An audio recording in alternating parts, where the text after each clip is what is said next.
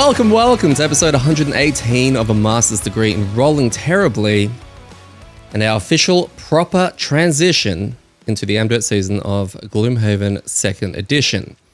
I'm your host, Eddie, and joining me, as always, a man who just wants you to know that he knew that he was stupid before you knew that he was stupid.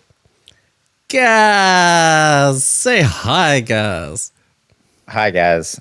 Yeah, exactly. So all of you people who thought you were smarter than me because you thought I was an idiot, don't worry. I knew that well before you. So wow. So you outplayed those people by jumping ahead. Yeah, I outplayed those people by realizing I had made a mistake before they did. Yeah. What actually, you mentioned to me it was just on the way home, right? So we played our first scenario, and we finished up and I hopped in the car, and I reckon I wouldn't have been 5 minutes down the road, right? Like, so you got to remember, like, the hype and the excitement. Like, I had a great time playing. It was so cool to get back into it. It's I forgot what the start of a Haven game's like. Yeah. So there's all this like kind of super fun energy that I just want to play more. Like, can't we just like delete our lives and just sit here and play this for the next like 5 days, right? 100%. So anyway, so like naturally when I hopped in the car, I was just thinking about Haven, right? Like with Gloomhaven, what I did, how I played. And I don't know why, but somehow I was like, yeah, like I said, a couple minutes down the road, and it just hit me. And I'm like, oh, did that wrong like almost every single time. How did you remember the card? You didn't even have it in front of you. I don't know. Like I said, it wasn't like I pulled up the cards to relive and like, what could I do better? Oh no, I misread that. It just hit me like a bus, right? A metaphorical idea bus, and not a real one because I was driving. And yeah, I realized I was just like, shit. And then so the whole way home, I'm like starting to panic a little bit, going like, how bad was it? How much did I stuff up? Oh my God. I can't believe we started in scenario 1, and so yeah, it was a bit of a shit, and it was a crappy week for that reason as well. Cause I know that the meme is that I don't know the rules and I don't read the rule book, but like I do try to know the rules really well, and I do try to understand and make sure that things are done right. Yeah, of course. Like I like to make sure the board state's right, and we follow those rules and that stuff.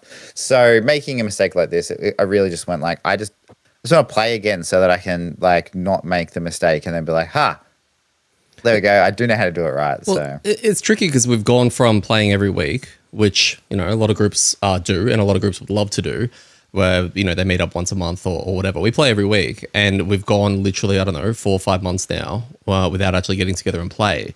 And the pressure of obviously having a show and trying to make sure that the recording's good, but also trying to remember, how it all works. We're also playing a new game, like Gloomhaven 2nd Edition.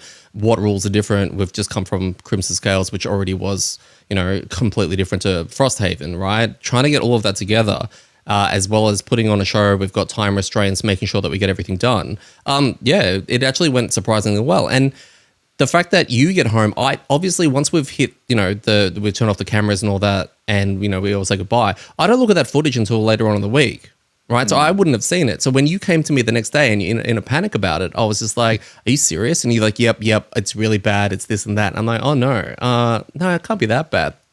And yeah, we just, we talked about it, and it is what it is. It's obviously not the ideal start, but there were many things that weren't. And it's amDirt. That's it. Well, that's it. Exactly. If people expected us not to fuck everything up, then I don't know what the first 100 and something episodes have taught them. So, yeah, it is. And again, it is a high standard thing for myself. Like, I don't want to stuff those things up. And I don't think, like, at the end of the day, it didn't really make much of a difference because, like, we cleared the first scenario with, like, many, many, many cards to spare. So it's not like it was the turning point or it was pivotal. Yeah, pivotal. That's the word. I kept adding bubbles onto the end of it. Yeah. But now it's good, really good, because the other benefit of us starting like Haven again is that I can start reading again, right? Because that's been the problem, is that because I haven't been reading for the last 4 months. What else is there to read? Card. Yeah, well, that's it, right? I looked at the card and I was just like, I don't really understand these words. What do they mean? I guess I'll just make it up, right? I'm sure this is fine. So yeah, no, it's definitely good to be back. Yeah. And look, I did mention in some of the videos leading up to our first episode that we were going to change the pod recording schedule to straight after the episode. If you have seen the playthrough, I hadn't slept the night before, and that didn't that didn't affect the quality. If anything, it may have enhanced it. I don't know. Maybe we should do this more often. None of us should sleep. None of it. But No sleep haven. yeah, and I said to Gaz, look, let's just record later on in the week. And, we're doing that thing that we were trying to eliminate, which is recording the day before the pod comes out. There isn't really much more later in the week than we possibly could be doing because it is Sunday afternoon and we will be playing tomorrow afternoon. So, yes, we have fallen and done exactly the thing we didn't want to do. Exactly. In typical us. And hopefully next week we'll be able to record properly. But who knows? It's... When you say next week, you mean tomorrow? Correct. Yeah. Hopefully. We'll see. Yeah, I got a little quote from Winey, actually, in our Discord about the thing that happened to, feedback loop and all that. He said, "You ain't havening unless you mess up early."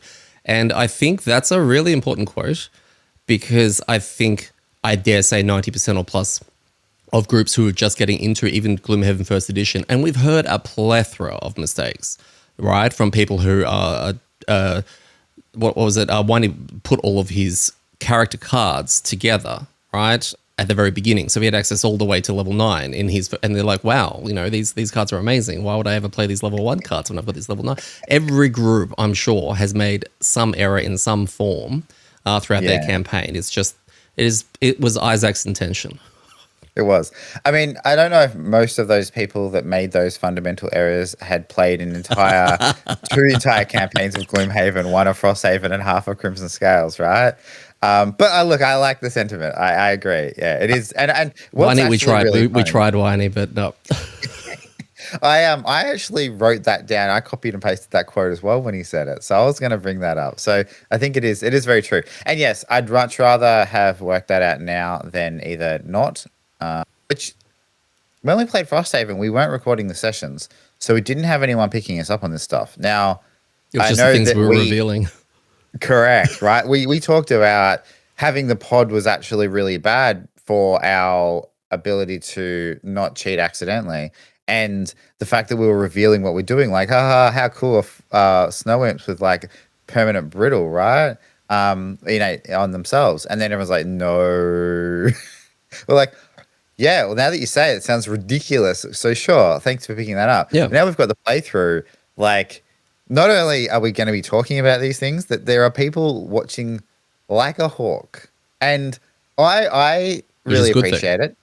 It is. And I don't want to discourage any from doing this. Like, I love that you're going to pick apart and make sure that we're doing these things right because it is such a complicated game. We get tired and sometimes we just make mistakes. And also, the game's hard. But it definitely comes out and I think because of that, people are even more like, "Ooh, I want to find the mistake they made this week."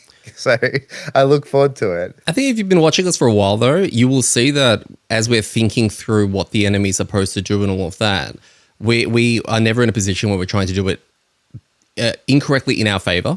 Right? We're trying to be as biased as we can towards the enemy. Now, ambiguity is a whole other thing. If we can choose where, a trap goes or this and that within the rules, we obviously will, right? That's built into the game. But we will never intentionally, try to make it easier and try to do something, heavily in our favor. And you can almost see us talking about it. And a lot of the times I'll leave that in the actual finished video. Yeah.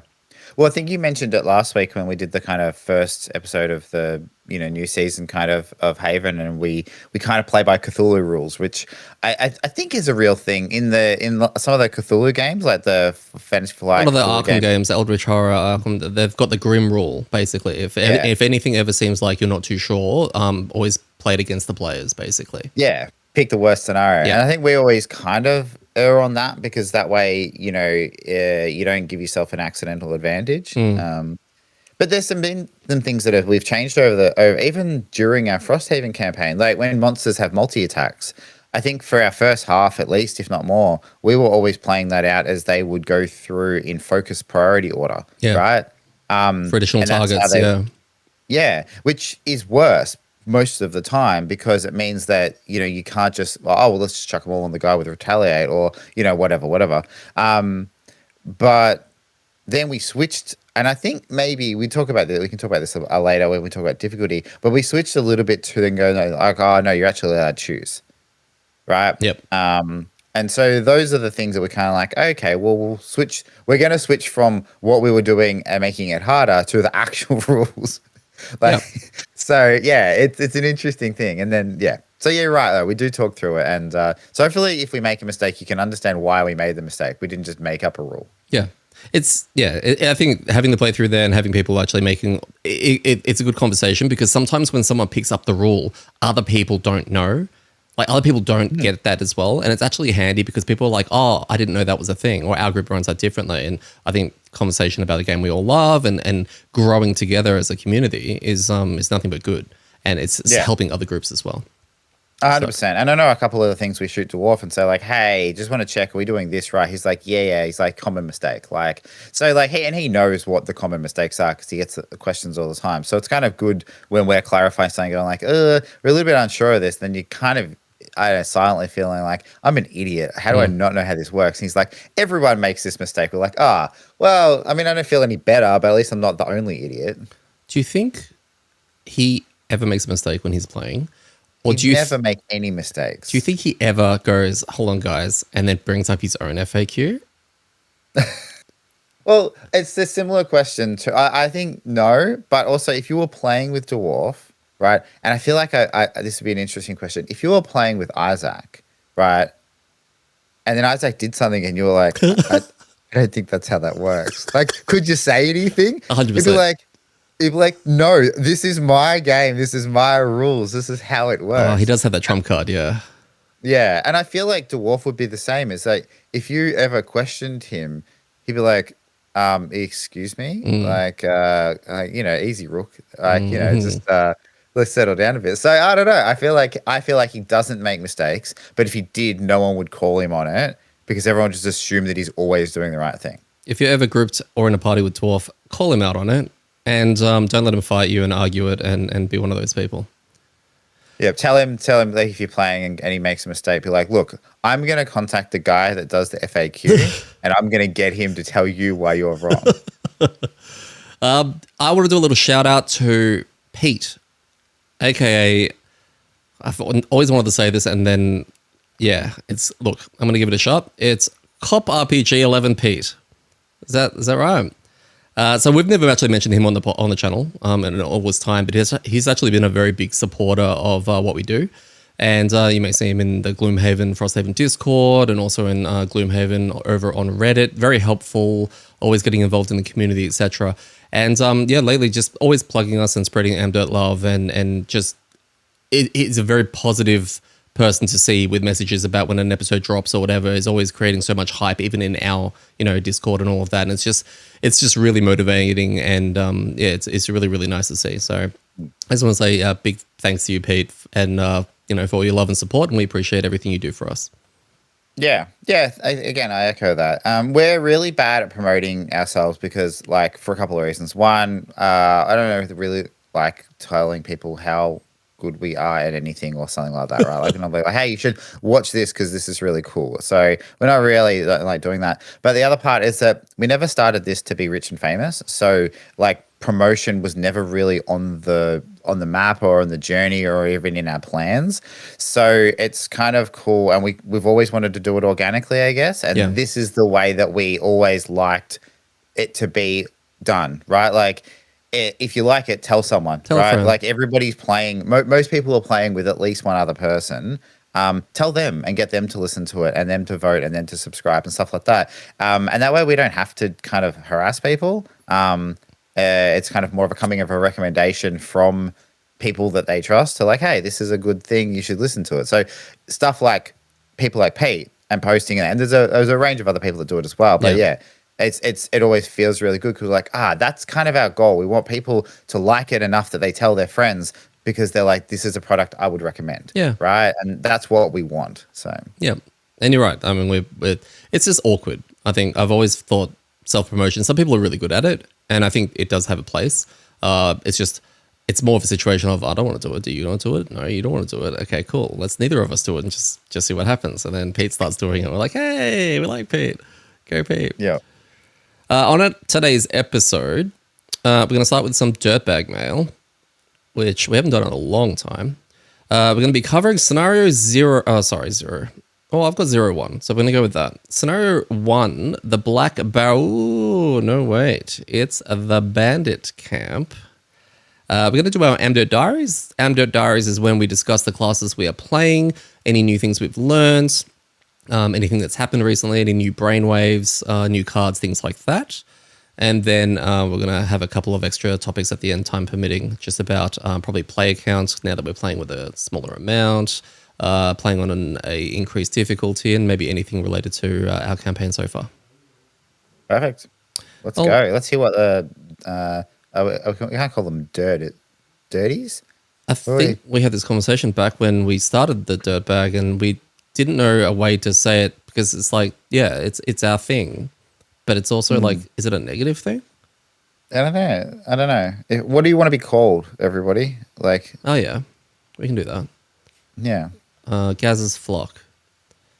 No. Okay. Daddy's devotion. Daddy's rod people. Anyway. Hey, whoa.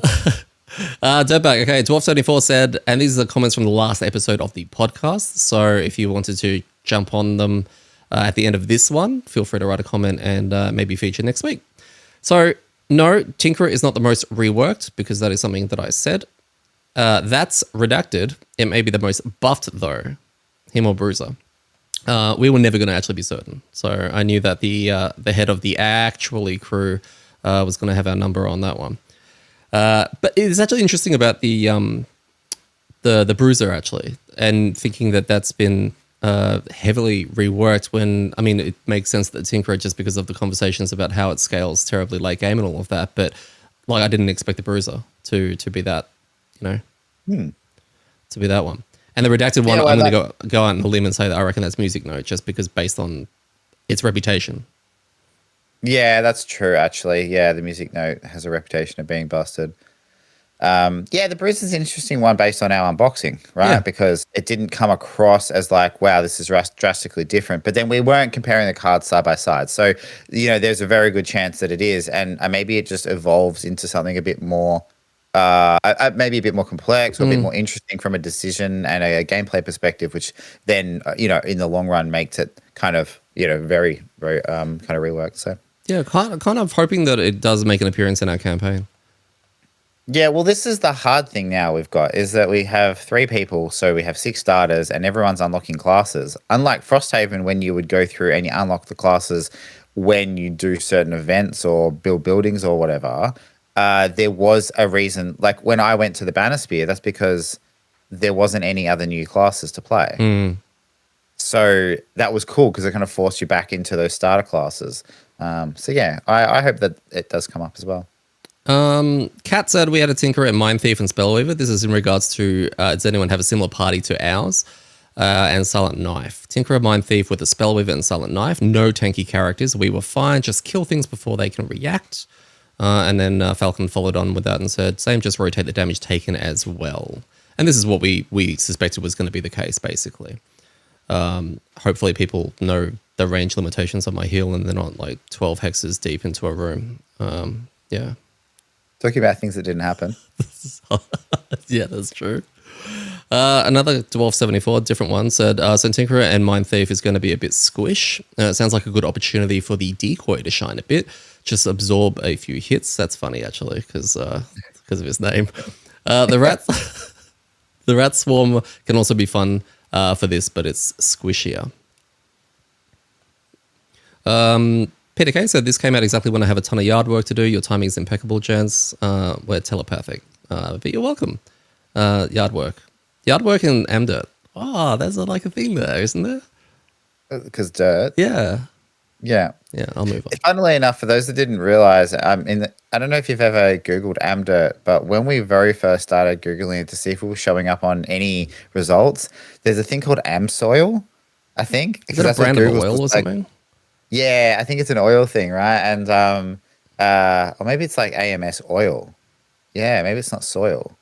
Anyway, Google for some reason must think that you type the word dirt, but you meant to type the word soil, and this has the word soil in it. So you have all these search results, and it's like, It's very not it. But we're Yeah. taking all their business now. So who's the winners now? Wario Meme said, it's good to be back. I grabbed my second edition copy last week at Essen Spiel. So much polish to look forward to. Extra mercenary packs unboxing when? Because they are amazing. Now, I did order these, so I do see every now and then people going, where's the packs and where's the this and that and the updates and all of that. I haven't been following along. I'll find out when they come. But yeah, that's an interesting thing. These are the four characters that that they announced and released recently. Like I think Maya Satha, I think Hale, someone from Forgotten Circles. Then there's another one. Yeah. Yeah, that's right. Yep. Yeah, well, that'll be interesting because that adds another 4 classes in that I assume you just get access to instantly, right? I think you can slot them in, yeah.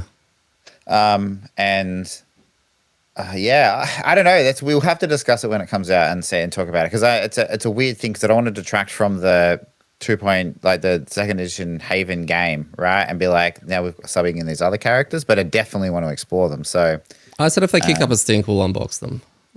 yeah, okay, but I'm then, sure they will. Yeah. But also on those minis, I think BR guy, I think it is, posted an update about all that stuff in our chat. Oh yeah, so, okay. I think for us, all orders have been added to their queue and are expected to start shipping out before the end of the week. That was for AU and NZ. Oh, nice. So before the end of the week, I'm not sure if that's like before today. So Yeah, okay. I don't know how long does it take to ship stuff these days. I don't know. It just appears. Yeah. Do they put it on a ship still? Is it still just? Is that? I think so. They don't use planes, do they? I Too don't expensive. know. I imagine that's too heavy. Like They should Kickstarter use stuff rocket. and you know board games they weigh a ton. They do. Yeah. Yeah. Okay. Vessi said, when you were talking about the decisions during events, our group does it like this. So everyone says A or B, and then we draw attack modifier cards. So each vote counts as one, and we add or subtract whether each person drew, whatever each person drew for themselves. Interesting. Okay. It is interesting. Yeah, okay. That's pretty cool. I think it definitely has a layer of randomness to it, which we do love, and it can definitely be very swingy. If we weren't doing the whiteboard thing, I think that would be a really fun way of doing it. Yep. Loser of the vote reads the event card so that they can see the other result. Gloating or shame optional, from Mike. And That is I actually do like that.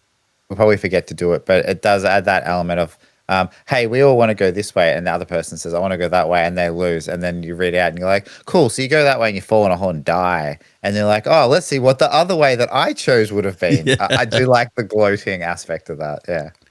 I'm Mansalicious. DK said, on your topic about Frosthaven being the haven where they just said anything goes, in case of scenarios like uniqueness, special rules, difficulty, the expansion for Gloomhaven 1.0, Forgotten Circles, was where they really went crazy and experimented with more advanced scenarios.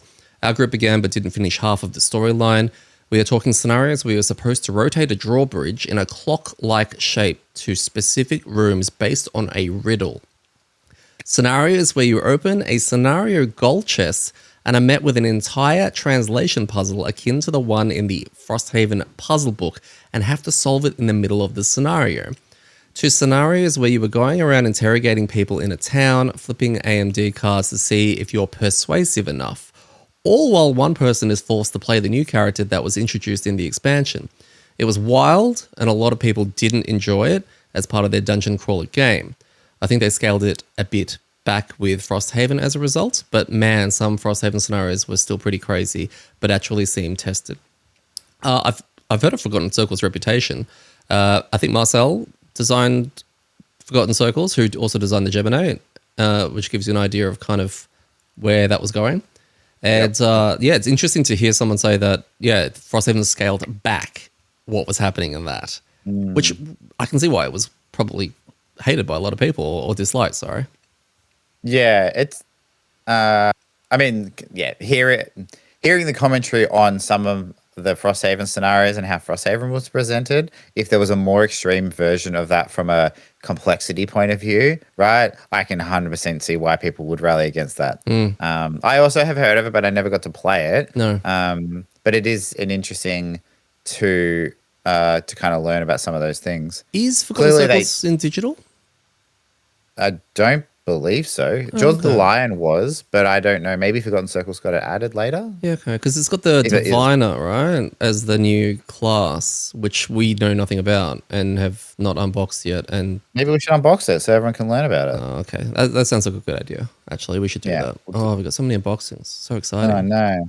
But yeah, the clearly they were like, oh, a puzzle in the middle of a scenario sucks, but one at the end that would be fine. Like, no, right before you finish, yeah. And everybody can go home. Wait, hang on. There's one more thing. We got to read this and solve this riddle. Yep. So. Yep. Hopefully, Gloomhaven doesn't. Yes, I know, Dwarf. We should have just fought the monster. Yeah. Okay. He's typing right now. Yeah. Yeah, 100%. But in our defense, we should got punished for making the wrong decision. Kevin Decock said, "Now I really want to see funny hats on your heads." I think that might have been something to do with the MVP or something. I can't really remember actually, but I need to get some funny hats. I guess funny is a subjective word as well. Maybe I can get some really like cool hats. Like maybe we can ask the funny one out of the three of us who what that means. And finally, the Coriolanus.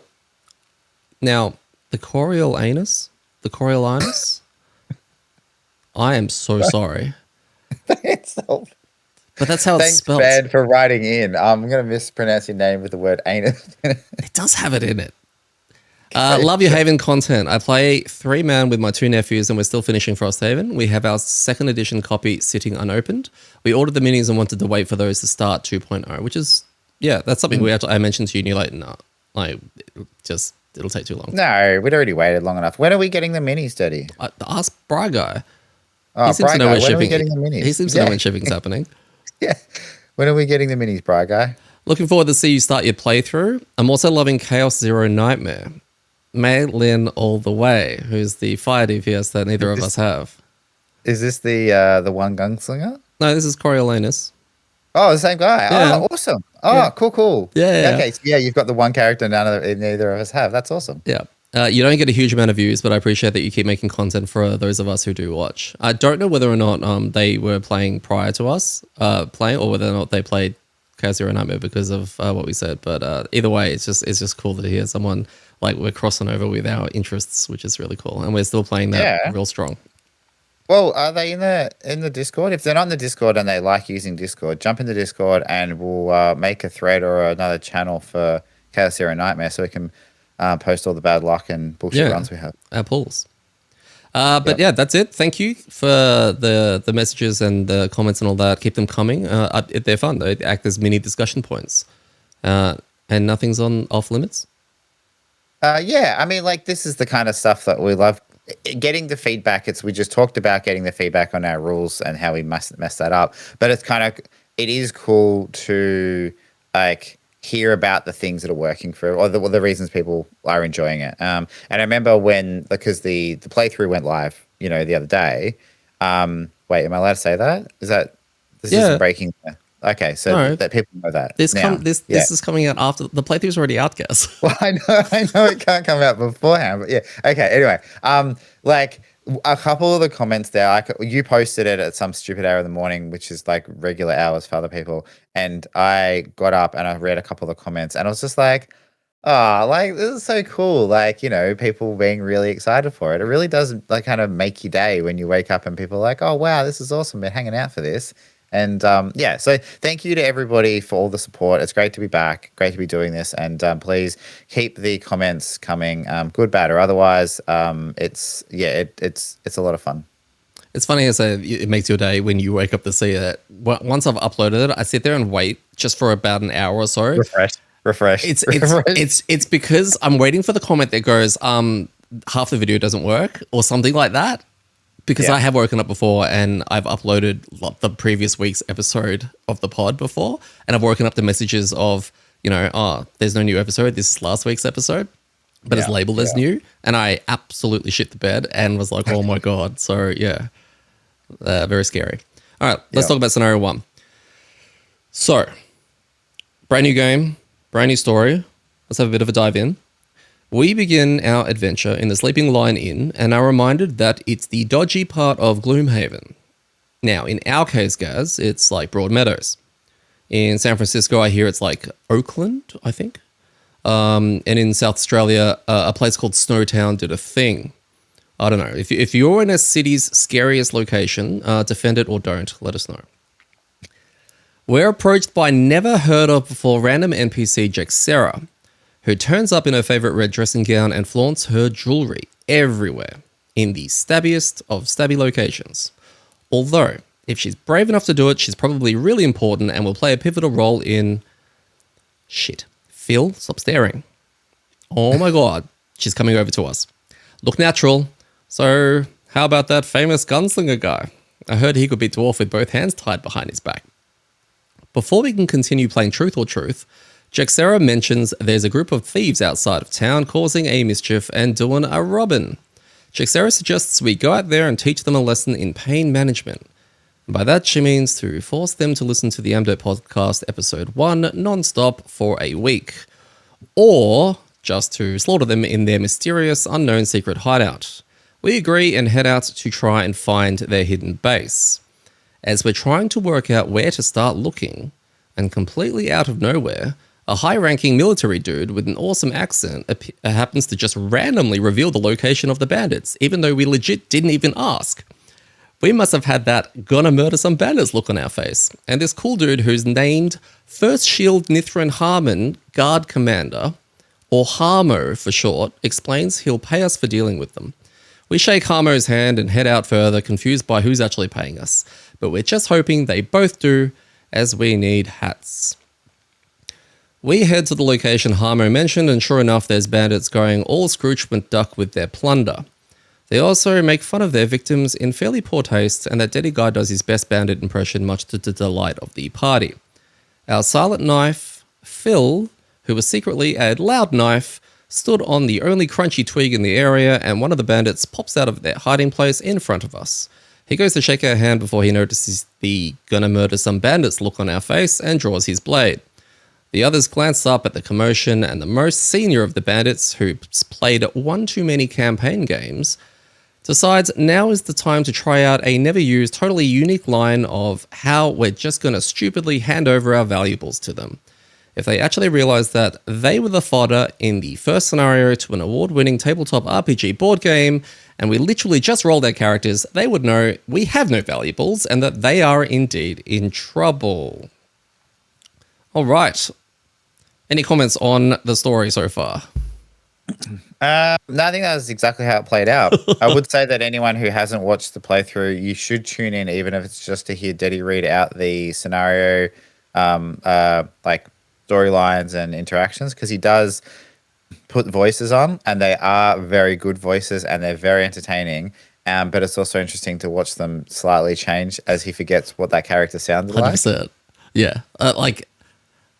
I think Harmo, I like his voice. Like when I was listening to the editing, I was like, oh, I like this guy's voice. I have to remember how to do it. And I just, yeah, that always catches me out. And then, yeah, they evolve. That's unfortunate. So, but other than that, no, it was, yeah, that's, it's like I was there again, ready to start scenario 1. It was bizarre because literally, yeah, Jexera was like, hey, go find these bandits, etc. And we're like, cool, we don't know where they are. Secret, bandit camp, etc. And then we didn't even ask, but Harmo's just come out of nowhere and go, hey, they're that way. And we're like, thanks, signposting Harmo, dude. That's no problems. And I had to check in the text. I'm like, did something signal that we were No, he was just, yeah, that's fine. Love it. The scenario is complete when all enemies in it are dead. At the end of that round, we read a thing. We've got a 3-tile setup. We have bandit scouts and bandit archers, a bunch of traps and obstacles. The special rules were there are no special rules. Roll call, we had 3 level 1 freshly rolled characters. Phil on the level 1 Silent Knife, aka the Loud Knife. Gaz, the level 1 Mindthief, and Dirties on the level 1 Tinkerer. And we did this at +1. We did do it at +1. For all those people out there telling us that we couldn't do it. Yeah. Or that we should. Yeah, exactly. All right, do you want to know how it went, Gaz? I would love to know how it went. Okay, cool. So with no frontliner in place, Steady throws his brand new Dwarf 74 cardboard standee, who immediately starts lecturing the bandits on the location of the FAQ and to stop asking stupid questions. No, Dwarf's dead. He gets cut down immediately before Deddy can scotch tape him back together, and the group do the collective, oh no, anyway, line before Gaz. House rules his rat to perform kelp fighting stance, and together with the loud knife, they clean up the corridor. How are we feeling so far? Pretty much. Yep, that's how it went. With Gaz's new non-AMD perk, and this will never not get old, Gaz, you just have to accept that. The new non-AMD perk of Move Rat whenever you feel like it, he accidentally destroys the last bandit of the corridor, and in doing so, cucks Phil's turn, who then steps on the loot coin that Deddy was about to collect. And welcome to Gloomhaven's first Gaz cuckening of the season. And it only took until round 4 of scenario 1. Gaz follows this by exclaiming that he didn't think he was going to kill it, and this chain of event leads to Deddy strapping on his jet boots and flying towards the far side of the room, and through the only door, only to be met with a room full of archers and scouts, who just so happen to all be in range mode as they're rudely interrupted by a flying quattrel. Deddy, now realizing Gaz may have made a mistake, breathes a sigh of relief as the archers are only hitting for 1, and he swiftly accepts the 3 arrows to be greeted with a -1, a +1, and a +2, which meant the average of 3 damage he should have taken became 5. Gaz, the butterfly effect is real. You need to learn to take some responsibility for your actions. The group disengage, forcing the bandits to follow them towards the first room, where the party do a surprise motherfucker with Deddy blowing a perfectly lined up ink bomb, albeit with a shit AMD draw, and then proceeds to celebrate with his rod, before realizing due to potatoes he can include someone else in the rod receiving party.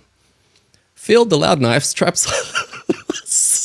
Anyone who has not watched the episode or is not me, you, or Phil, probably even more, really needs like this decipher card to work out what any of these things. It's probably the potato bit, right? I mean, the potato bit makes it even more. If someone thought they were following along when they said decide to use your rod, you're like, oh, is he talking about this? And then we said, but because he's got potatoes, he can share it. You're like, no idea what anyone's talking about. But highly recommend. If you want to be involved, watch the playthrough. Or, I mean, just for the potatoes reference, you need to watch the unboxings as well. So go watch the Tinker unboxing and you'll figure out what potatoes are. Yes, absolutely. So Phil the loud knife straps on his trap disarming thongs. What do Americans call thongs? Flip-flops. Oh, they actually call them flip-flops. For some reason I thought so. We did. Okay. No, I think we're the only ones that call them thongs. That's why when we say, oh, I forgot my thongs, or hey, got a new pair of thongs, people are like, it's a bit weird and personal to share, but sure, good for you. Yeah, gotcha. Okay. Because there's kid thongs and grandparent thongs and, there's everyone, family. And walks into a trap for some experience before sniping one of the bandit archers. Gaz then proceeds to house rule his stun range, and then he and his unnamed rat book another archer and the group cheer in unison. The group head towards the last room with Phil bursting through the door and straight onto a treasure chest. Inside he finds a tick box. And he gleefully giggles as he drops a smoke bomb while the bandits start talking about how they thought they saw something and it must have been the wind. Phil planned this perfectly, but had no idea what he was going to do next. Classic Phil. Deddy and Gaz, accompanied by their companions, House Rule Rat and Dwarf, run towards Phil, but are met with the remaining enemy bandits who now have their sights set on the Vernling outside the door. The brave Tinkerer summons all their courage and jumps right in front of the Mindthief as he blocks the path to them, which breaks the remaining bandits as they have no focus now and just stare into space like NPCs. Phil comes out of hiding with a massive hit, slicing down an elite, as Deddy and Gaz pick off the remaining bandits and collect the remaining treasure, and the party celebrate into the evening with some cheering, singing, and celebrating with Deddy's rod. So, I'll clear up the rod thing. It's not a penis. It's an item. All right, there's a new item. I hadn't seen it before. It was fresh. As I was going through the items, I kind of wanted to experiment and not, buy the standard, amulet of health and all that kind of stuff. And I saw this rod, and it's basically when you use a card that has a loss icon on it, which a lot of Tinkerer's cards do, you can heal someone within range 3/1. And I think it's tappable as well, so you get it back on long rests. So that's where I'm offering my rod when I'm using a burn card. Who needs my rod? And I will heal them 1. Yep. And the potatoes? Potent potatoes. I actually don't know the actual word. Potent Portables. portables, I think it is. Yeah, What is a portable? Is it like a portable something that you can. contraption? Yeah, maybe. I don't know. Oh, okay, I thought it was potable. No, I thought It's they potables. What's a potable? I don't know. That's why potatoes is much easier for me to remember. So it's a persistent card that I put out. It is a lost card. It has 4 charges on it, and whenever I perform a single target healing ability, I can add 1 target to the heal. And there are 4 charges of that. This is where you combine Daddy's Rod with the potatoes, and you have a happy team. You have a happy 10. We have rods and potatoes. Yeah. So bangers and mash, maybe. Oh, I love that.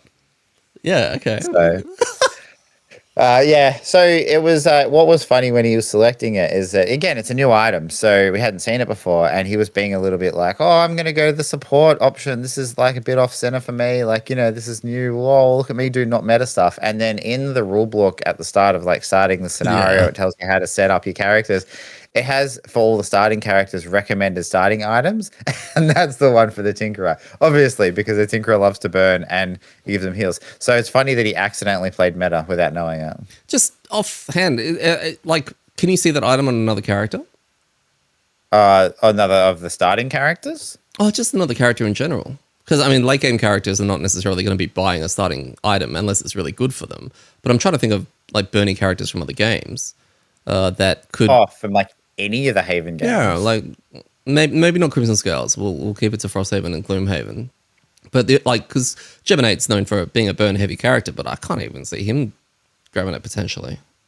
Oh, yeah, it could be good on the Geminate, right? Because it's just something that you're always going to trigger without much having to worry. It's like basically a free heal 1 every cycle, which is okay. It's kind of like an Amulet of Life, but it's not taking your head slot. I think the slot part is the important part. It's a one-handed item. Yeah. Yeah. Yeah, okay. Which you'd usually have a bit more flexibility, especially on characters that don't have like really specific, need this item to maximize my DPS, right? Like the one-hand items tend to be you can get one of these and I don't know, grab a shield or grab something else. Yeah. So, you know what would be perfect for this item? A utility slot. Oh, okay. Now you have to explain the Gaz utility slot. I don't know. If you've listened to some of our episodes where we did a deep dive on our hits or shits kind of items, we went through all the items in Frosthaven of which ones we liked, which ones we didn't like, and blah, blah, blah. And one of the things I kept coming back to was there's these cool functionality items. Like, I don't know, there's like a one-handed item that lets you open a door at range 1.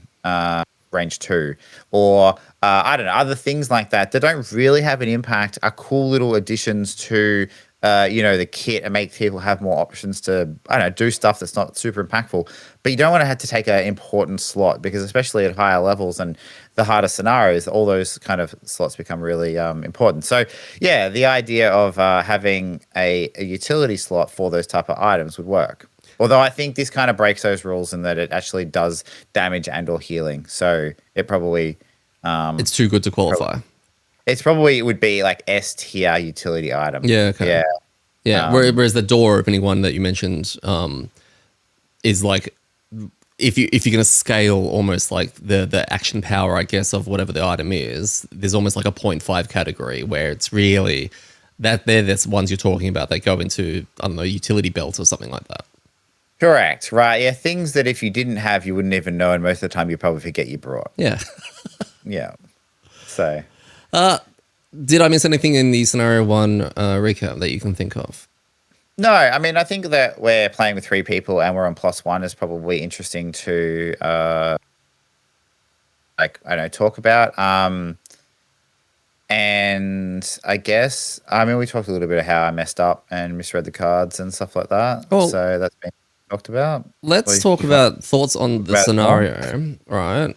Because this is going to be, unless people are doing scenario 0, which is the one that's going to pretty much, teach you the game.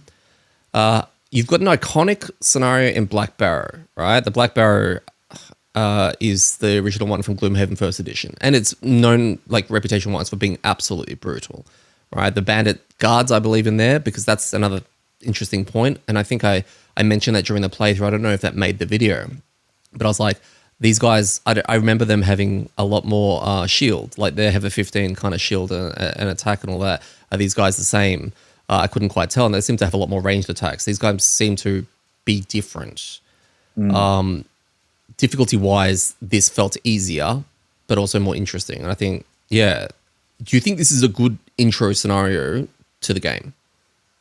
Yeah, I think so. I mean, Black Barrier is interesting. I played that like I reckon like 30 times because when I played digital, anytime me and my mate would unlock a new character, we would always do that one as a starter one just to get used to the mechanics because we hadn't played it. So instead of diving into a new one, we're like, let's just quickly smash out Black Barrow and just play through and see what it's like.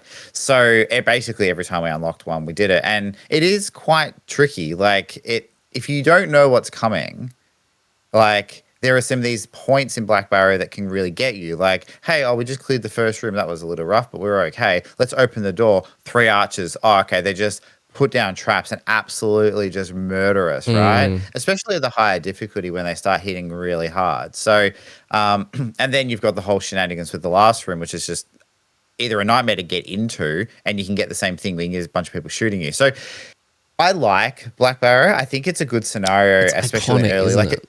yeah, and it's simple, but it has layers, and it really introduces you to the game of like, this is going to be hard.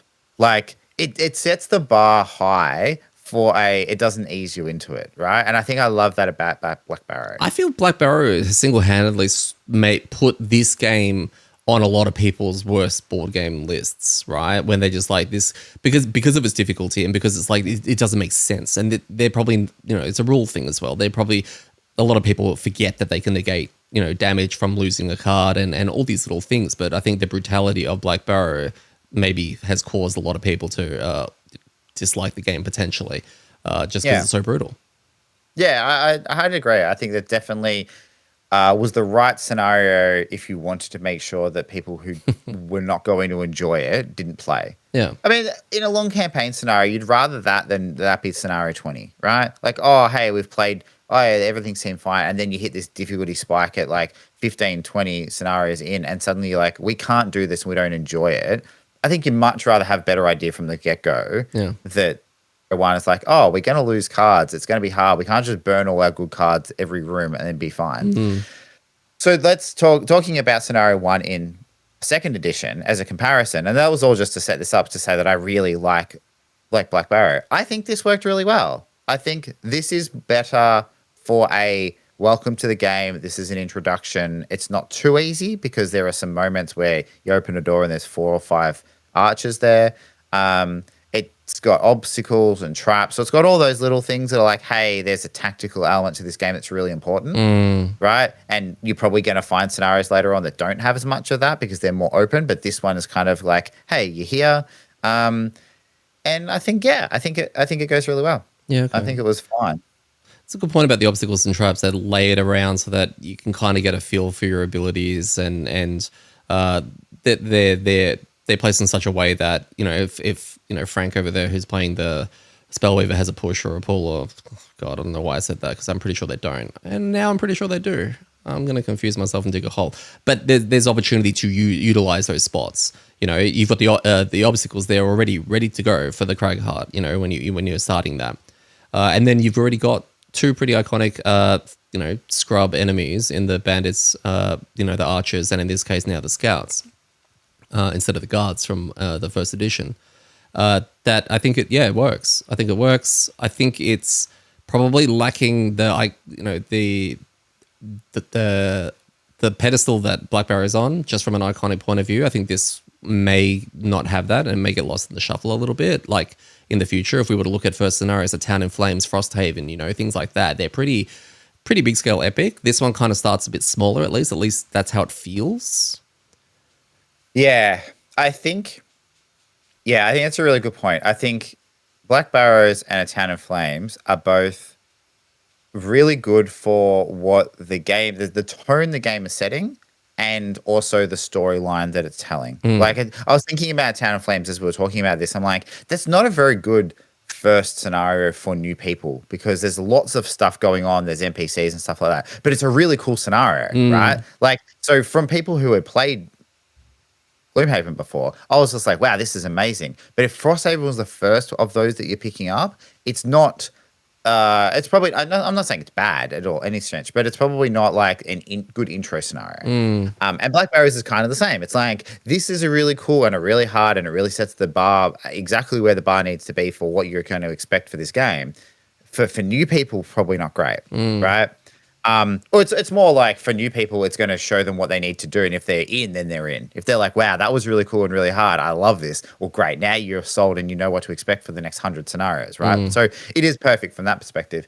Whereas this is more of a, again, you're right. You've got the traps there for the classes that can push and pull. You've got your triangle set up for the Tinkerer to walk into a room and blow things up, right? You've got things there just to kill for the Mindthief and the Silent Knife, your obstacles for the Cragheart. So you've got all of the bits. It's kind of like this choreographed scenario, regardless of who you're playing with, which characters, your little thing will be there in something. So it's kind of like teaches you, hey, there's a thing there. Go do your thing, right? Even Phil's walk onto a trap to get XP, right? Like that's super niche, but it was really helpful a couple of times, Yeah, it was. or at least once then. So I think from that perspective, this is a better designed scenario for being a scenario one. Yes. Right? Which is an interesting thing. So it's like better for different reasons. Yeah. And they didn't need to go down a special rule kind of path or anything like that. As much as like a Town in Flames got to do that with the guards that were positioned everywhere. I mean, that caused a bit of confusion. There are people that are, not sure how that's supposed to work, and they're just sort of NPCs that stand there and have retaliate and shields, right?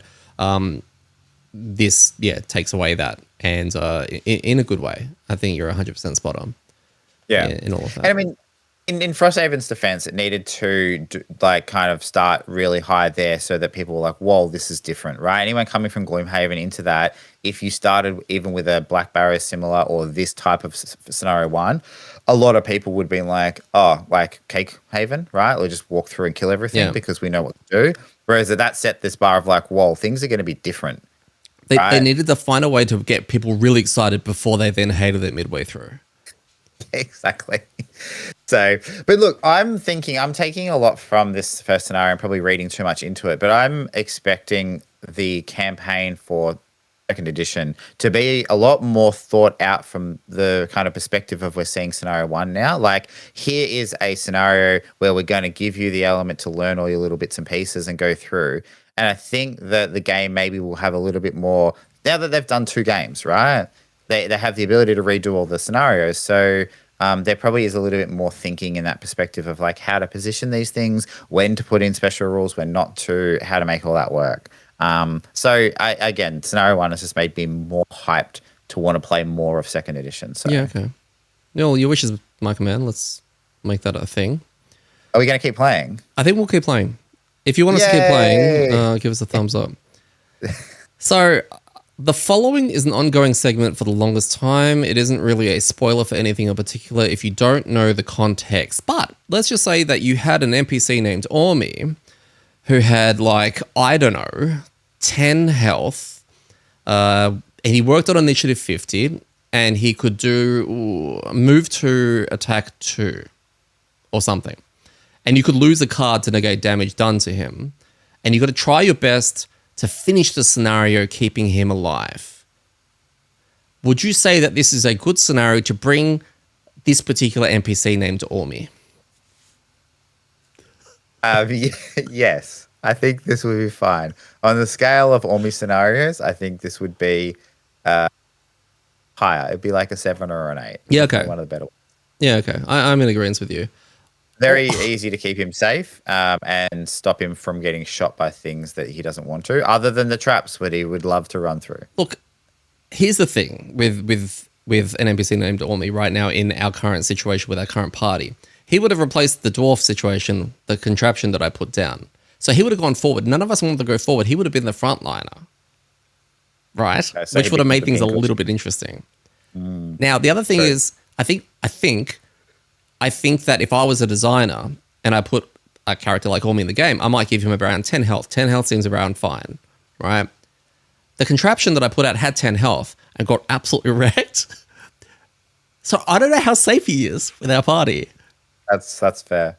Look, I think it doesn't matter about who was in this party. The fact that we're all level 1 and made of paper mache means that anything coming along that is sturdier than, I don't know, a paper cup, right, is probably going to be like, "Ooh, you're the tank." You're like, "What do you mean? I'm just some kid." So, Yeah.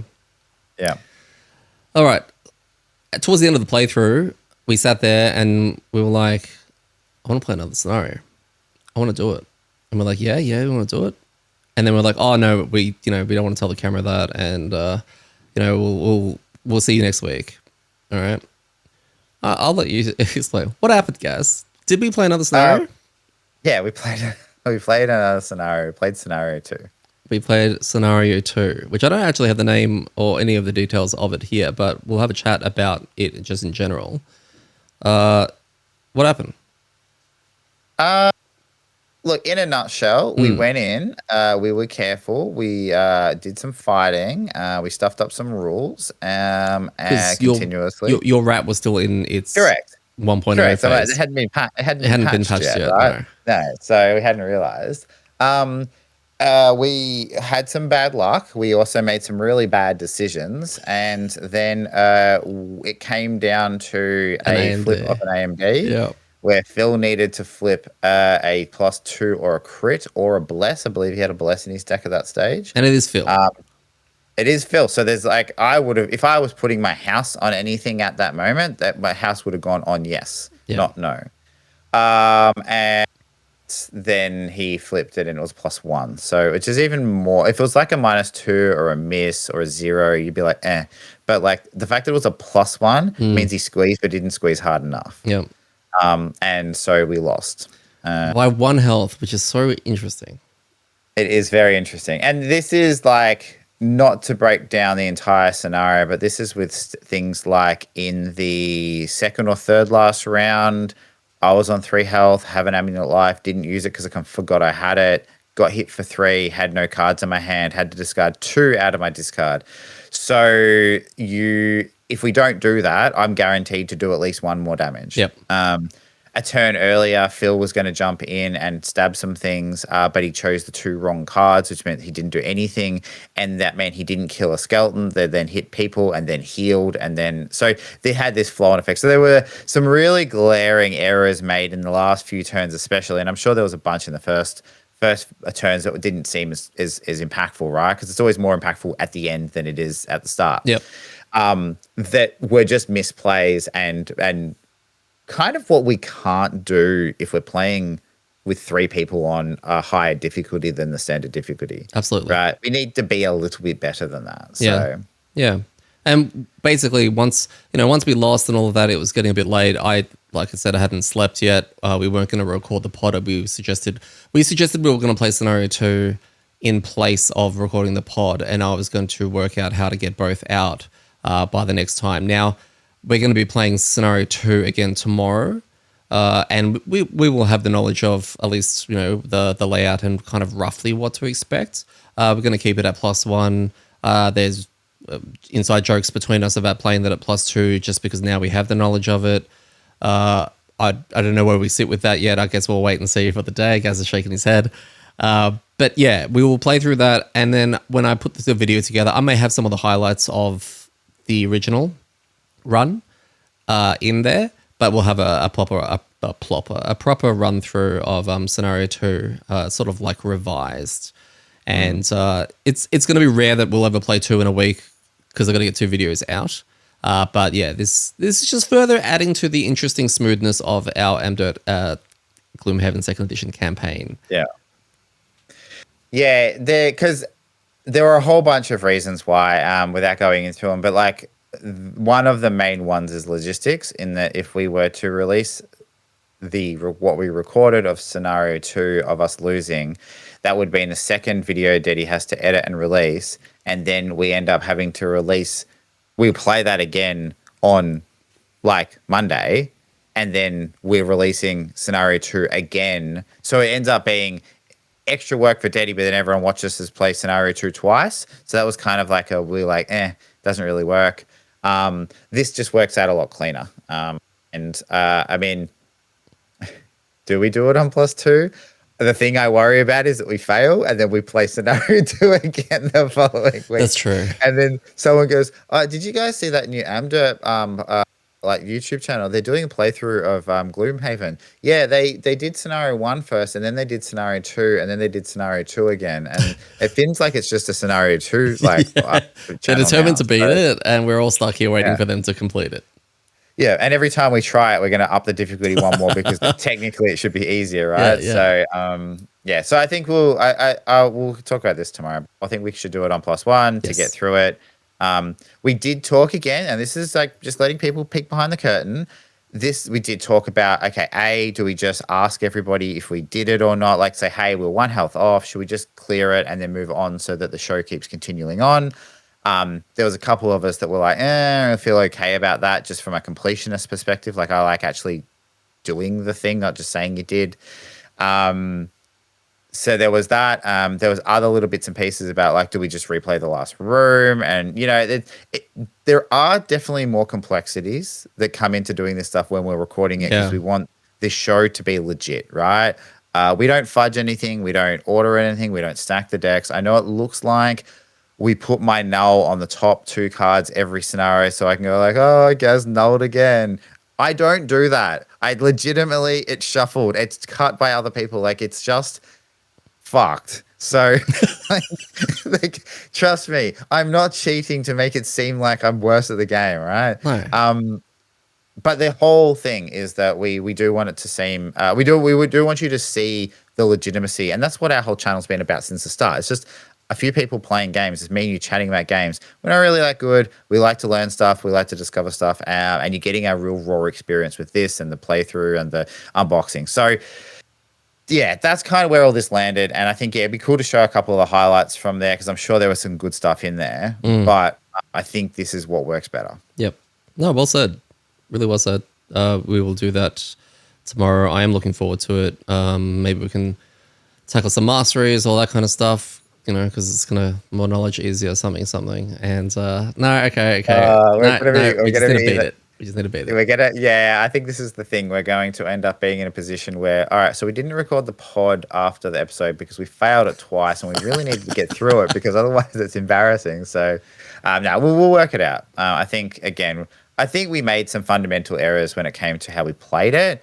And I don't think we took it too casually, but I think it just wasn't enough thinking through of like, how do we optimize? Which is something I think we need to be doing a lot more now that we've got like 3 players and +1 difficulty. Yep. It's a Rusty thing and it's also a coordination thing. I think that we sometimes struggle to coordinate with each other, to focus on what we are trying to do as individuals. And I think that run was very reflective of that. A lot of wasted turns and things like that weren't going proper. And I'm talking more from my point of view when you've got these supporting cards and I can't, land them on people because I'm not telling them I'm going to do it. Things like that can really, impact the result, really. And I think just maybe a bit more communication and we'll get back into the swing of things. And yeah, we'll get it done. Yeah.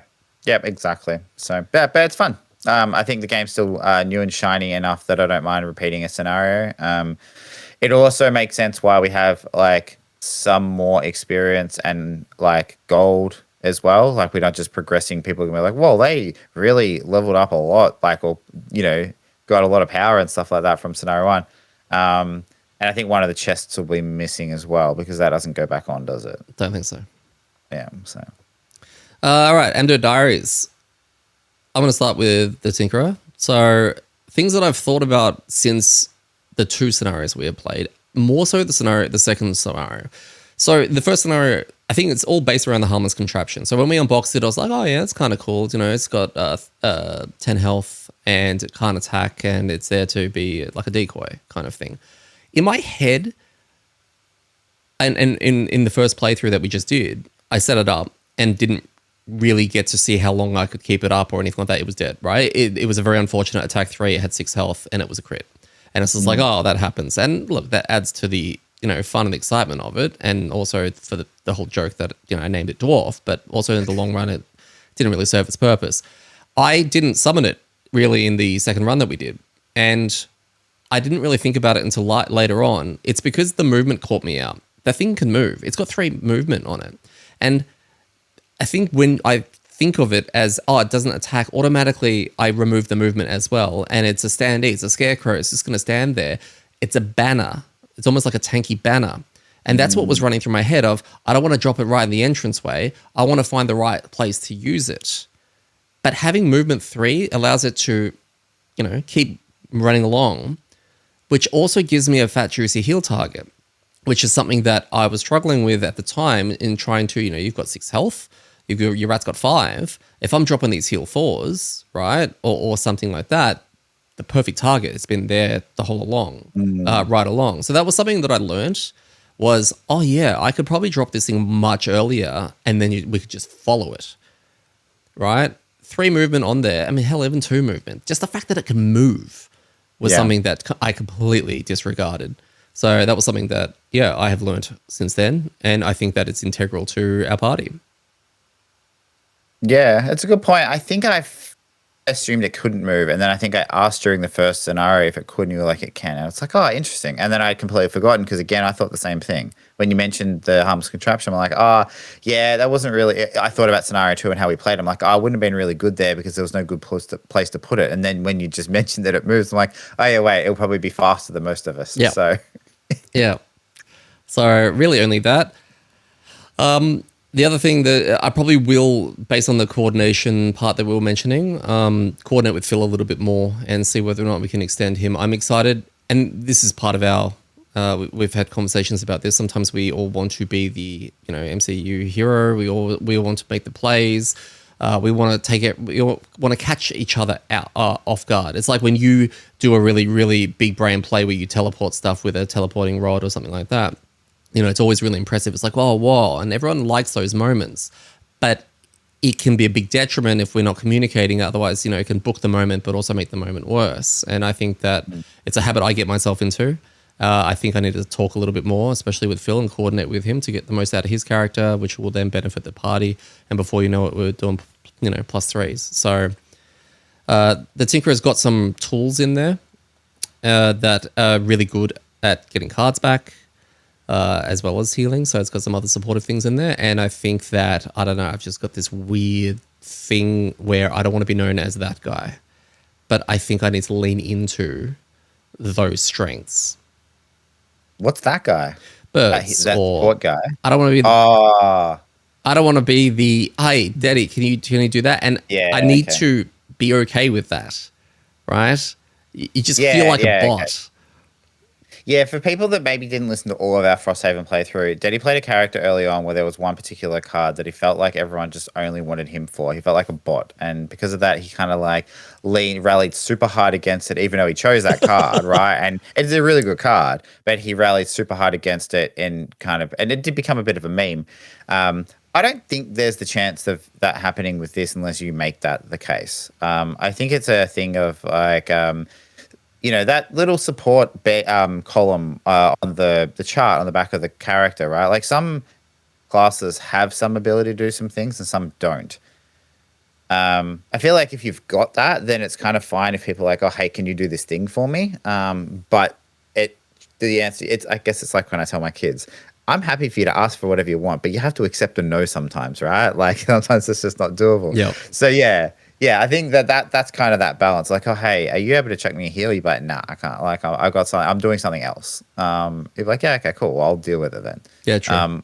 But that's where the communication comes in, right? Where if the response is like, I only have really late cards, and I'm going to get hit by this thing, and I'm going to lose 2 cards, and that's probably going to mean we lose the scenario. That's when you go, okay, yes. Well, then I probably can change what I'm doing so that doesn't happen. But it's not just like, can you heal me so I can go deeper in and kill more things? It's like, well, hang on.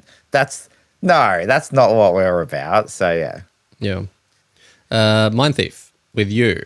Mindthief. Is your swarm of rats less good now of the recent nerfs that it received?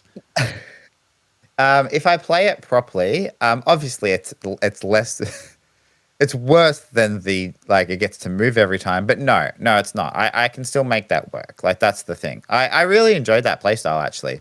It reminded me a little bit of like playing Prism in a way. Oh, yeah. Okay. Just like this little have a summon and also be able to manipulate and make the summon be more effective, right? So yeah, it's interesting. I quite liked playing with that swarm of rats. I like the um, I like looking at all the different augments and kind of going like, well, what can I chuck here and when?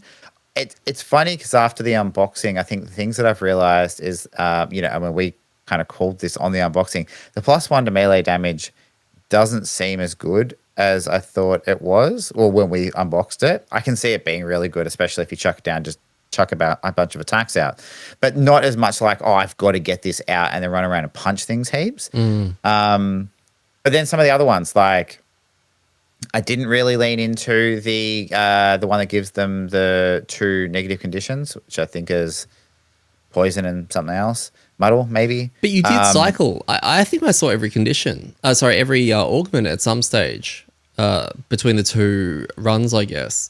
And I was quite impressed with how often you were cycling. Like, I feel like that character is very easy just to either swap between the same 2 augments over and over again, or just run the one, almost like Crushing Weight style, and just run the one thing, and that's it. Yeah, it's actually more beneficial to do it that way, to cycle through them, because some of the top abilities on those augments are quite good. And you get that little bit of an extra bonus, right? Because they do a thing and then they so on playability, yeah. So I think it's a clever design to put buffs out there that get you to do things. I think that's a really good, and I don't know if that's different to how it was in 1.0. I assume it is, but yeah. So anyway, I guess in hindsight, the things that I've learned is like, I think the rats can be quite powerful, but they are going to need to be looked after because they'll get focused before me if we're both next to the same thing or whatever. And even though they got 5 health, they'll die pretty quickly. You did a great job of keeping them alive, which was good. You did a lot of heals on them. Yeah, you love giving them your rod. But yeah, the other thing I figured out was like the timing of the cards is weird. I find it really tricky to go late and then early. Oh, right. Right. So, well, sorry, you like to go late, then, yeah, to just get in and out. And I think if I was, only because I'm also trying to play with the rats. If it was just me, because I'm kind of like, it's like I've got this like NPC with me that I also have to protect. So, yeah, like I could like go late, go early, go invisible, and then go late next turn and pull out and be like, I'm fine. But then my mate just died. Yep. I'm like, oh, sorry. Yep. So I think it's changing the way I play it a little bit. Yeah, okay. And I'm more looking at like trying to pick safe positions to be in. Well, you got 6 and health. Still kind of. Well, that's But it's just being very conscious. I can't just like go in and just go invisible and just be like, whatevs. So. Yeah, okay. Pilfer's actually getting you a lot of money. I think during the unboxing, you look at that and you're like, oh yeah, that's kind of cool. And this is why I love doing the unboxing sometimes when we see a card and we don't know its value, and you get to see it in the real world kind of situation, kind of like Harmless Contraption, kind of like Pilfer maybe. It netted you a lot of money. Pilfer is like my MVP card so far from a like how much work it's doing. The fact that it's an attack, and if you don't kill it, you get a gold coin. And then you also get to loot one. Yeah, so the loot's not tied to the attack either. Whereas, if you don't kill it, you don't get to do the loot. You still get to do the loot. Yeah. It's crazy. It's crazy. Like it's one of those cards that I think is so well designed and is really powerful what it's trying to do, but it's not breaking the game in any way, right? Like giving extra gold definitely is a big advantage, but like the game facilitates ways for you to spend that. And I don't think you can really be like, I've got so much, you're not going to generate so much gold in this that your character becomes busted, right? But the thing is, it's like it never feels bad playing it. And that's really cool with these extra non-attacking type abilities. It's like it's kind of in that really good space. So they've done it's really clever design. So I was really impressed when I kept reading it and going like, oh, like burning cards. I'm like, well, it's like a little attack and get some money. I'm like, I don't want to lose that one. I'm going to get rid of this other card that does heaps of damage. Well, I think you cleaned out both scenarios that you were doing. You end up with like at least 5, plus loot tokens, Yeah. which is Yeah. pretty Well, good. I'll just buy it once I've bought everything, then I'll stop looting. That's fair. That's such a No, but we rogue. do need to leave some for you because you are following along behind us, and yeah. Church of Daddy. Anyway, Phil on the Silent Knife. The only thing I was going to say was he seems to be loving it, which is fantastic. I think it's got the right amount of just oomph, where he's got the flexibility of the movement that he craves, as well as the hard hitting abilities he can crave. I think that he is going to blow his load fairly early sometimes and have stamina issues, and that's where I want to assist him with that. And I think the Tinker and the Silent Knife could be a pretty formidable duo. And I'm looking forward to experimenting with him with that. Yeah, it's it's interesting with the Silent Knife, and this kind of touches on the class combination discussion, which I don't know if we want to go into now. Maybe we talk about it again another time. But the thing with how Phil plays, and he played the Meteor like this, he played the Blink Blade like this, and maybe a couple other characters that came up a little bit like this, is that he does like to go big, and he usually does. This is he kind of did it on the Deathwalker as well, a small amount, right? Like he has these turns that are just like just shit just dies, and it's great, works really really well. He sometimes though gets himself into positions that he can't get himself out of, right? Like, oh, you went too deep and the thing didn't work, and the big hail, oh, no, it's not even a Hail Mary play. The big play fell apart for some reason, and now you're in a lot of trouble. Mm, When we have 4 players, and traditionally across most of our Frosthaven and Crimson Scales playthrough, we had characters that had the ability to bail people out. Whether they were really big tanky characters that could move in the way and take some of the hits, healy, supporty, things like that.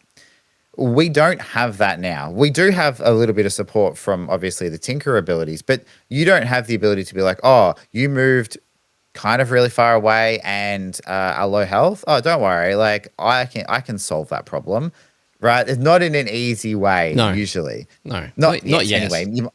Correct. That might open up. So I think he's just going to have to consider. All right, I'm going to do this really cool play. Wait, if it doesn't work, What's next?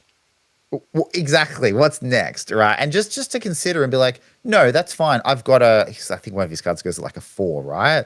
He might be Yeah, like, it's fine. I've got my 4. So if it doesn't work, I can just get out. or You got a quickly stay plan, in further. or quickly run further in. Yeah, Yeah, yeah, that's it. Oh no, I'm trapped in the volcano. Oh, where do I go? Just go further in. So yeah, I think that's the balance with the Knife at the moment. So it's the we've got a squishy lineup. We've got people who want to go really far in. Phil does that really well. He's just got to consider that we don't really have the player count, and also we're on a slightly high difficulty to be able to just go like it's saving private Phil. yeah, yep. Well, you touched on the player count thing. We have traditionally played. We've played 3 people. We've had moments of that on odd scenarios here and there when someone couldn't make it. We are now getting into the habit of consistently playing with 3.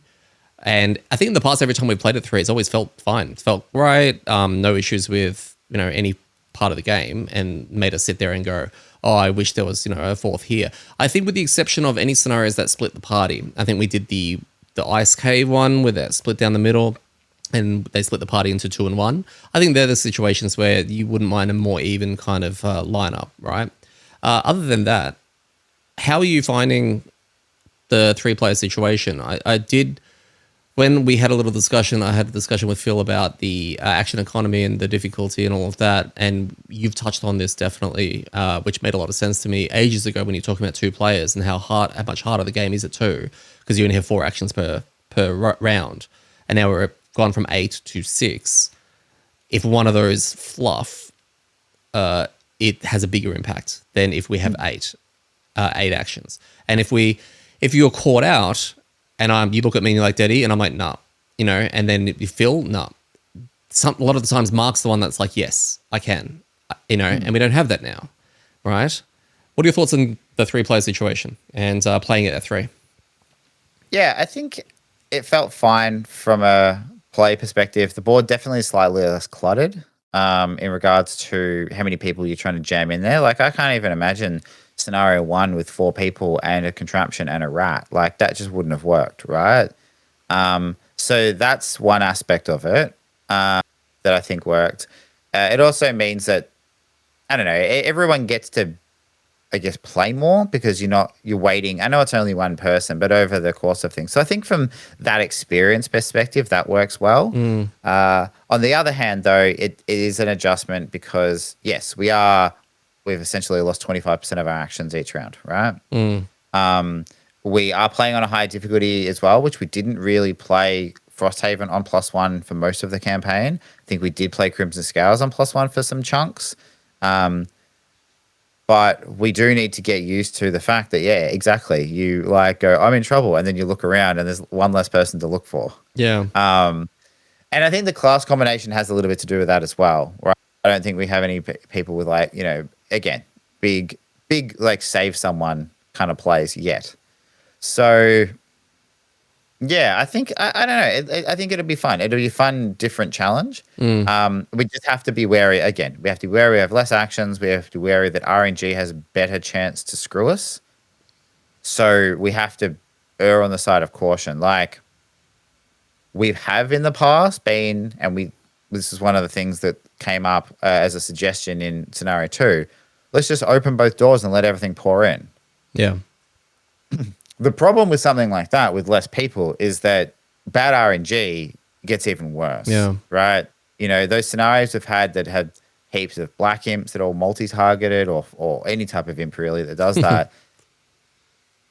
When you have less people, there's going to be more punishment from those cards that just put you further behind. Yeah. I'm interested in finding out how, because we would have seen a lot of the scenarios with the big purple boxes and they talk about, endless spawns, for example. They're just like, at this particular position, at this particular round, spawn, and then we've always looked at the 4-player one, right? It'll be like an elite, blah, blah, blah. With 3 people, they've had to balance everything around, every alternative round. You got normal and then you got elite, right? And these are the things that are going to be different for us, is seeing how they've scaled it for 3. And based on its reputation in Frosthaven, 3 still seems to be a really good number, right? It's 2 that seems to be the problematic number for a lot of groups and a lot of people. So I think that, moving forward, I'm excited to try it at 3. The sessions do feel a little bit quicker and the admin feels a little less heavy. We're going to have less monsters on the board, like you said, not so crowded, which is something I didn't really think about at the time. And I think it's an interesting change. And looking forward to seeing kind of where it kind of leads. Yeah. Yep, it should be good. It should be good. It should keep it interesting as well because I think less tools, less players, you have less opportunity to solve the puzzle just through having all the options, right? It is going to be a case where we're going to have to pick and choose cards based on the fact that we just have nothing that does that. Yeah. There's also a world where with the cards, we've run into this issue where we talk about how good a card is in our unboxings and we're like, wow, that's amazing. But we've always looked at it through the viewfinder of a 4-player party.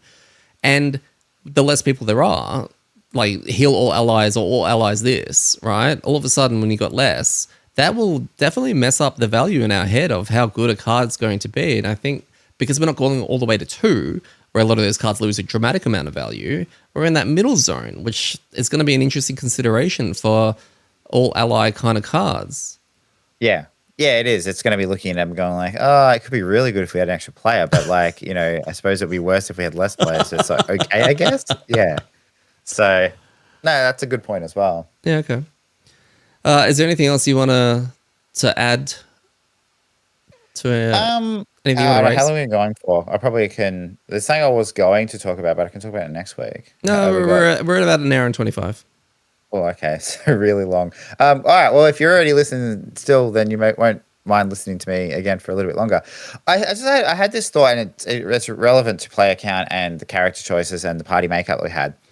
So it got flagged a lot when we were doing the voting for our classes, and then also when people were voting for Phil's classes, which has now closed, by the way. Anyone who's still voting, Hilarious. is that we don't have we had a really squishy party, right? And I guess traditionally, if we look at the starter characters, it's the Cragheart and the Bruiser, who would be the tanks, quote unquote, of those things. So, frontliner, people who can kind of manipulate the battlefield a bit more and that stuff. I know that there aren't a lot of tank characters in the Haven series. Like, we use the term a lot, but I don't think there's actually. And we've done an entire like kind of discussions this, so I won't re go into it, because a lot of the time the way to do it is to split the damage up and then recover the damage and kind of kill things that way. And as long as everyone's on 1 health at least, then there's no problems. But there's not a lot of characters that want to have really high shield and move in and take all the damage, because it's kind of boring, right? I actually think that the game that we're playing now with these 3 characters and this particular makeup is more interesting than if we did have a character that was just like, don't worry, I will go in the front, I will take the damage, etc., etc. Because now every single turn we have to consider our positioning. Like, when nobody wants to go in, right, the answer can't be that nobody goes in, because then we just don't make any progress.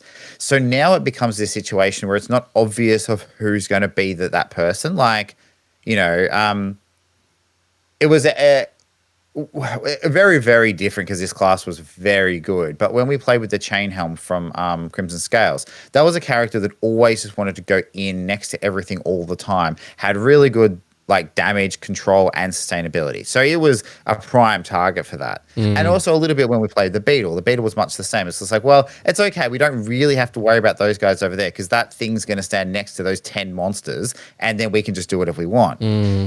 There are extreme examples, but I feel like lack of anything like that is going to make it's actually going to make it more fun. That's kind of where I think it's getting. It's going to make it more interesting for us to play, because we're not going to have this we don't have to worry about where anyone stands, because they're all going to go over there. I think it's evident, as you were talking about that, where we are starting in our starting positions. As soon as the board is set up, and we're setting in the past, Beetle up the front, Chainlink Head up the front, and I'm sitting there like, where's another front position? Because they're there, right? I can. When we did Scenario 1 and all that, we're all fighting for the back corner, basically, because it's kind of like, no, you do it. And all of us are all squished up the back. And I've only just thought of that now. It's 100% right. The whole mindset has just shifted, basically. And it's kind of like, well, I don't want to do it. You're going to be at the front, etc. And then the person who is, like, it's either Phil or I, because we've got the 8 health. It's kind of like, oh, and I'm out the front, like, just sort of like gritting my teeth, just like, please don't be gentle. It's interesting how much it messes with your head a little bit. And you're right. It has made it more interesting, because it's not like, here we go again. Go in and absorb and play your shield cards and all that kind of stuff. It's kind of like, we don't have that, right? I mean, I've got a contraption, so we'll see how that goes. But that doesn't have shield, right? When that's dead, it's dead. It can still get potentially one shot by a 5 damage hit from one of the bandits. Yeah, I like it. I like that it's going to now be a test, and this will probably continue to roll over with the unlocks that we get. Right? If we're not unlocking any of the big tanky brawly kind of things, we've just got to MacGyver our way through with whatever party we have. Yeah, well, yeah, exactly. I think that's the case. As we go through, I think it's going to continue to be, and having that one less player count means that everyone has to be more general, but it also means we're going to find situations where, the classes are not going to align to have the holy trinity of what we want. And Haven's never really worked like that, because it doesn't have the traditional tank healer DPS style characters. Everyone needs to kind of DPS in a way. But yeah, there's usually a sub component of one of the characters that has like, I'm a bit more tanky, I can do some of that stuff. But now it's like, we're all like, I'm squishy, so I'm going to the back. And then we all just keep going backwards further until we're into the sleeping lion in Gloomhaven. And it was like, wait, weren't you guys supposed to be in that dungeon? We're like, we're all too squishy. I think the point of all of this conversation as well, and this realization, is that there are people out there who feel like they need to have a tank in the party, or they feel that they need to run a more of a standard setup, or they want class recommendations, right? And when they're saying, oh, this is our current makeup, who should I play from our unlocked characters? And a lot of discussions, or maybe this pressure that leads them towards having to pick a frontlining kind of thing, which, let's be honest, will make it easier. right? It will make it easier. But I think there's a whole other sub game underneath it in that there is no combination of characters that is going to just flat out fail and not work. I think that's the beauty of the system that Isaac has put together, in that you just need to open your mind and coordinate, communicate. Any combination of characters in this game should function. There's definitely going to be easier combinations and trickier combinations, but I think that itself, you've already got the puzzle of trying to work out how best to optimize your character. Then there's the whole sub layer of how best can you optimize the character with your party, and combine your abilities and synergies and things like that. And I think that's really cool. And I'm really glad that we've been voted what we've been voted. Yeah, yeah, it's a very interesting starting party, and I think that it's gonna make for a fun, at least next 10 weeks or so until people start retiring. And I think that like, I don't know, there's this weird world, and we've been told this before, that these classes don't work. Like, yeah, sorry, there's no class roles. Everyone just does whatever, and you go. I think there are levers though that we need, and not just us. I think in general, if we're talking about the community in general and how people play this game, I think you have to understand the levers to make things more efficient or easier. You're playing at 3 players, playing at +1, right? And if you've got certain party makeup, you got to understand that if you don't work together, you probably have to drop the difficulty, right? Like, these are the things. It's like you can work together and play as a co-op game, or you can all play it individually as a kind of semi like PvP game. But you're probably not going to be able to pick characters that don't really synergize well with each other, high difficulty, and all play selfishly. Like, those things just aren't going to work. Yeah, there's a few big brains out there who could probably still piece that together. But yeah, in general, definitely not. Totally. Because it's not like, there's skill involved, but it's not like a video game where you're like, oh, I'll just play really well. Dodge roll. And therefore I'll carry. Yeah, correct. Exactly. And I'll carry the team because don't worry, I can just KD, like, team down the whole team. It doesn't really work like that, right? Like, you still only get 2 actions. As good as you are, you've got it. Yeah. So anyway, I think that we've got the right group for it to work through, but it's going to be a fun problem to solve through and puzzle. So yeah, that was it. I just wanted to touch on that because it did come up in the conversation and stuff like that with both sides. Some people saying like, oh no, your party's real squish, and other people being like, nah, it's fine, just kill everything. Yeah, well, this is why I'm glad that people have actually mentioned that they've got a similar party to us for their campaign, squishy and all of that, and it's working. It's fine. Yeah, and it would be probably a design miss if they had designed it in a way that you couldn't. Oh yeah, like if you needed to have either the Cragheart or the Bruiser in the party to play it properly, then I feel like that's not where the game wanted to be. Especially 2 people. Like, that's one half of you that is forced to play something that they may not want to play. Yeah, exactly. So cool. All right. Well, we will wrap it up there. Thank you again for joining us for another episode of A Master's Degree in Rolling Terribly. We will take on Scenario 2 again next week, and hopefully finally get to see some sweet level 2 cards. What are you hoping for, Gaz? Oh, what am I hoping for? I don't know. I want more support for my rats. Yeah, okay. I want more cards that let me do things. I mean, there is one that I've got that when I move, they get to move. Really? Or like is that just what you say? No, that's like really, that's the actual feedback. Card, yeah, okay. Yep, feedback. Yeah. So yeah, something like that would be cool because I want to lean into that a bit more. But I don't know. I'm honestly, I'm not sure what gaps I've got. Maybe just another pilfer. That'd be cool. No, I actually love that you're leaning into the rat thing and seeing where it goes. Actually, it'd be really awkward if it doesn't go anywhere, and you've got the rat right now, and you're like, huh? And people are like, man, you can just look at the future cards, and you would have known that. But yeah, that's the awkwardness. I think the way though that it scales is again quite clever without going too far into it. But because the trigger on that augment is that it just gives my rats the ability to attack and they poison, an attack 2 with poison is almost always relevant, right? Yeah. And because it triggers off me attacking, I don't have to sacrifice. It's like I have to pick certain cards to make it do that. Like I could go heavily into some like the big damage type cards, and it's still going to trigger this continuous kind of cycle of hits. So I think there is a world where it probably doesn't drop off, maybe. But I just would like it'd be cool to see if they've designed some other little supporty bits along the way that just kind of further increase that. You know, something that's similar to a move, and then they get to move, but something that's like an attack, and then they get to an attack. That might be a bit strong because then it would just kind of cycle this endless stream of attacks. But that would be cool, right? Like basically the thing you were Swarm trying to Flurry. do. You would like to be able to do the thing you were trying to do. Oh, the movement part was an accident, but I just mean like, yeah, extra stuff that means playing that augment and going down that path becomes fun. But I'm interested to see and come up with those decisions. What about you? What are you looking for? A better contraption, I think. One that doesn't like Dwarf 2.0. No, maybe a different person, someone that's better, someone that doesn't die immediately. Yeah, no. think- I don't know. Maybe more triangle burns, maybe more 3 XP cards, and an invisibility device.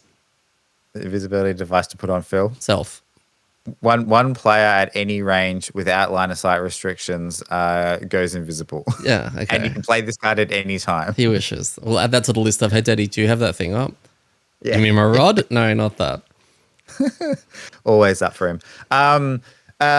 I will say, sorry, there were some comments in the thing because I did ask people what I should name the swarm of rats, and I stupidly said the first person to suggest one. I'm realizing that's not really fair. So what I was thinking of doing is I'm going to collate the. I didn't cheat. No, that guy feels cheated now. Oh, the person who was first, probably. I'm going to put all the names onto a list, and I'm going to check the poll up somewhere, probably just in Discord. So sorry if you don't do the Discords. If you want to, I will pop a link of our Discord into the comments. Into the description of this. So they're open for 7 days. It's not perma open because we're bad at Discord. We don't know how to stop, the bots and the naughty people from posting naughty links and dwarf and all of that kind of stuff. So it'll be up for 7 days. But at any time, someone can request it, and I'll invite them. Yeah, for sure. So yeah, I'll check that up, and that can be the name of. But I think for now, the name of my character is going to be Splinter because big Ninja Turtles fan, and it's got to be it. That sounds good. All right. Well, big thank you to our listeners. You've all been wonderful to interact with.